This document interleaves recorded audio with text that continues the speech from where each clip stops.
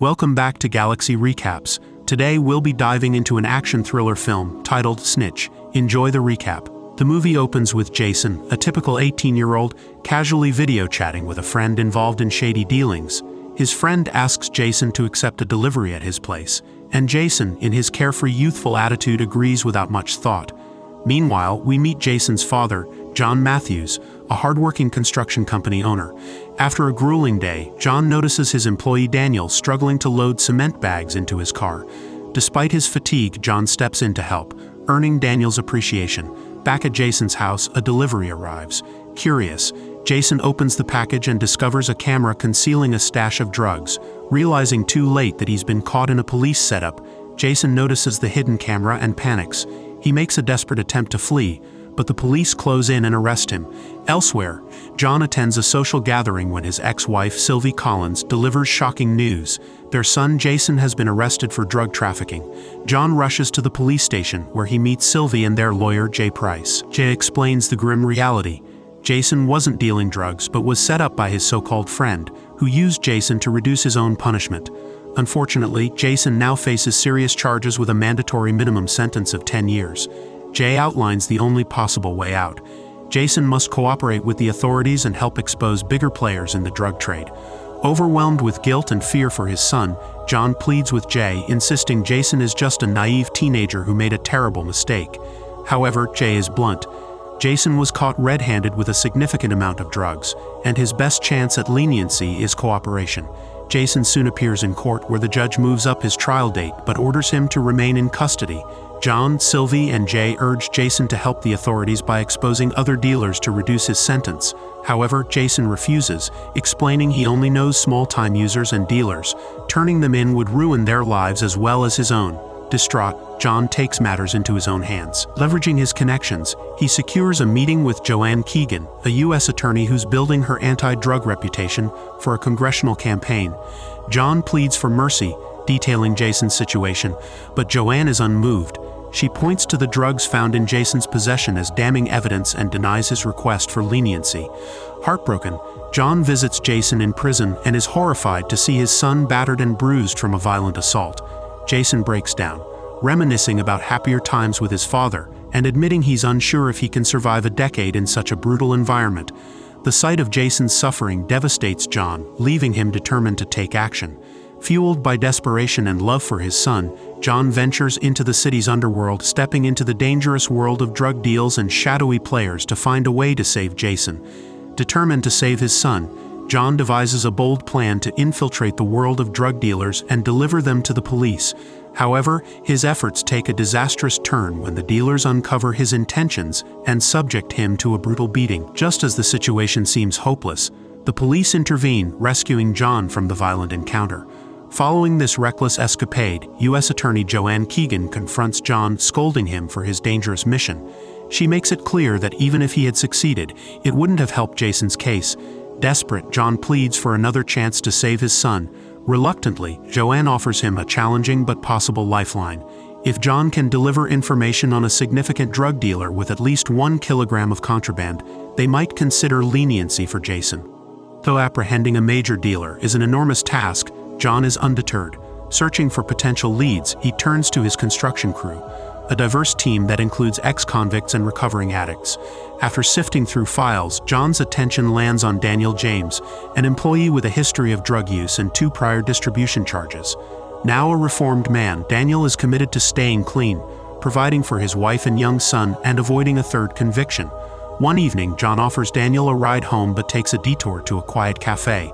Over coffee, John spins a carefully crafted lie, claiming he wants to explore the drug trade and needs Daniel's help to connect with a major dealer.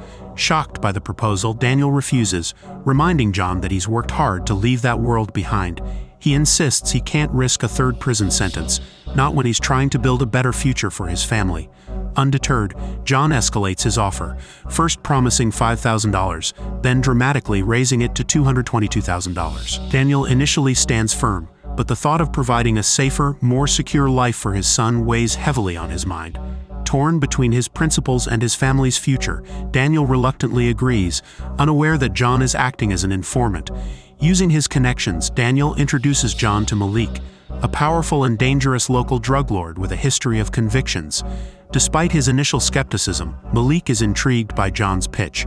John presents himself as a legitimate businessman, offering access to his construction company's fleet of freight trucks, an ideal cover for moving large quantities of drugs undetected.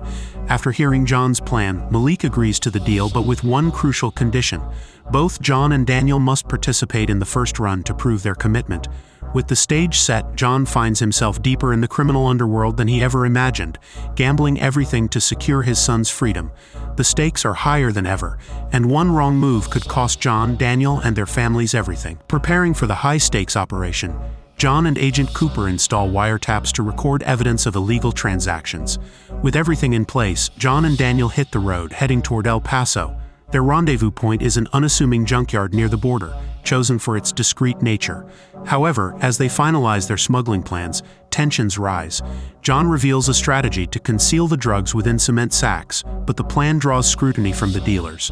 The calm of the junkyard is shattered when a rival gang, Baja Norte, launches an ambush. Bullets tear through the air as the junkyard transforms into a war zone. Caught in the crossfire, John and Daniel scramble for cover. Amid the chaos, they spot a potential escape route and dash back to their truck. Wasting no time, John floors the accelerator, weaving through the gunfire and chaos. The truck barrels through piles of scrap metal, crashes through the gate, and smashes several parked cars, inadvertently exposing an undercover police officer hidden among the chaos. Against all odds, John and Daniel manage to escape, their truck still loaded with contraband. Meanwhile, John's actions begin earning him respect within the cartel, and he eventually gains an audience with Juan Carlos Penta, a powerful and dangerous figure. Penta is impressed by John's audacity and escape, granting him a more trusted position within the cartel. Under the cover of darkness, John and Daniel return to John's factory, successfully securing the contraband. To avoid suspicion, the two swap cars. While Daniel waits, John claims he needs to stop by the office. However, Daniel grows suspicious when he catches John hunched over a phone. Confronting him, Daniel pulls a gun and accuses John of betrayal, demanding answers. John, visibly nervous, insists he was only making a call to his wife. Despite his doubts, Daniel finds no solid evidence and reluctantly lets John go. Unbeknownst to them, Agent Cooper tails them from a safe distance, carefully monitoring their actions. Later, during the drug handoff with Malik, Cooper observes the transaction without intervening. During the exchange, Malik casually mentions an upcoming meeting with influential cartel leaders, presenting a bigger opportunity for a high-profile bust. Cooper decides to hold off on arresting Malik, hoping to catch the cartel's top players. The next day, a frustrated John confronts Joanne Keegan, reminding her of their agreement. The tension between them escalates until Agent Cooper intervenes, suggesting that the failed arrest might have been intentional to target more influential cartel members. Later, John visits the prison to see Jason but is met by his ex-wife, Sylvie, anxiously waiting in the visitor's room. Sylvie informs him they won't be able to see Jason for 2 days. He's in the infirmary after receiving 36 stitches from another violent prison assault. As John processes the devastating news, Daniel, who has been silently tailing him, angrily confronts him outside the prison. Pressured by Daniel's rage, John finally admits the truth about his collaboration with the authorities. Daniel is consumed by fury. Realizing the deadly consequences of crossing the cartel, he warns John that their betrayal could bring brutal retaliation against both their families. The weight of the threat is crushing, leaving them no choice but to tread carefully. Returning home, John finds his wife shaken and distraught. At the same time, Malik lounges casually by their swimming pool, exuding a menacing calm. Malik reveals that the cartel has summoned him to a high-profile meeting. When the time comes, Malik is ordered to wait outside as John nervously steps into the meeting alone, surrounded by the cartel's intimidating security forces. When John meets the imposing Juan Carlos Penta, the atmosphere is tense and foreboding. Penta, with an unnervingly calm demeanor, presents John with a perilous task, transporting nearly $100 million in drug money across the border into Mexico. Armed with this high-stakes assignment, John immediately informs Joanne Keegan and Agent Cooper. Keegan sees this as a golden opportunity to take down Penta and dismantle the cartel. But Cooper, ever cautious, worries about John's safety. He suspects the cartel plans to kill John once the job is done. Despite Cooper's warnings, John insists on one condition: Jason's immediate release upon completing the mission. Keegan, initially hesitant, eventually agrees. Seeking support, John confides in Daniel, revealing the dire situation they're in. Together, they devise a bold plan to break free from both the government's demands and the cartel's deadly grip. As John embarks on his mission, he employs a clever maneuver to evade Cooper's surveillance, switching trucks shortly after leaving the pickup site. At the cash pickup location, a cartel escort begins tailing him, watching his every move. Meanwhile, Daniel takes matters into his own hands. In a daring move, he breaks into Malik's house, subduing the guards in a tense confrontation. During the scuffle, Malik, gravely wounded and on the brink of death, reveals critical information: Penta's personal cell phone number. This revelation could turn the tide in their favor. Armed with this intel, John contacts Cooper, urging him to trace Penta's new number. As events escalate, the cartel's operations are thrown into disarray. However, the cartel uncovers Jason's role as an informant, secretly imprisoning him, raising the stakes even higher. The chaos culminates in a high-speed highway chase. John, gripping a shotgun, fends off relentless cartel attackers in a fierce exchange of gunfire.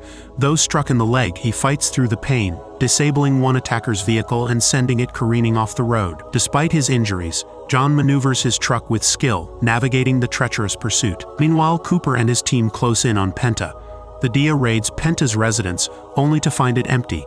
Penta is already on the move. Acting on instinct, Cooper identifies a fleeing vehicle and leads his team in a high-stakes chase. They encircle and block the Kingpin's car, forcing him to surrender. In a dramatic turn, Penta gives up without resistance, his young son at his side, realizing there's no way out. Back on the highway, John's battle with the cartel reaches its climax. Despite the cartel shooting out his truck's tires, he refuses to surrender. When a second attacker moves in for the kill, John retaliates, ramming his truck into the assailant's car and triggering a massive explosion. The collision, however, causes John's truck to roll over, leaving him trapped and vulnerable. As he reloads his gun, bracing for the worst, a wave of relief washes over him when a figure approaches. It's a DEA agent coming to his rescue. As dawn breaks, Jason is released from prison and swiftly enrolled in the Witness Protection Program, along with John and his family. For the first time in months, they feel a sense of relief and safety. However, Daniel chooses a different path. Rejecting the government's offer of protection, he decides to go into hiding with his family on his own terms, determined to carve out a future away from their troubled past. Thanks for watching. Don't forget to like and subscribe, and we'll see you on the next one.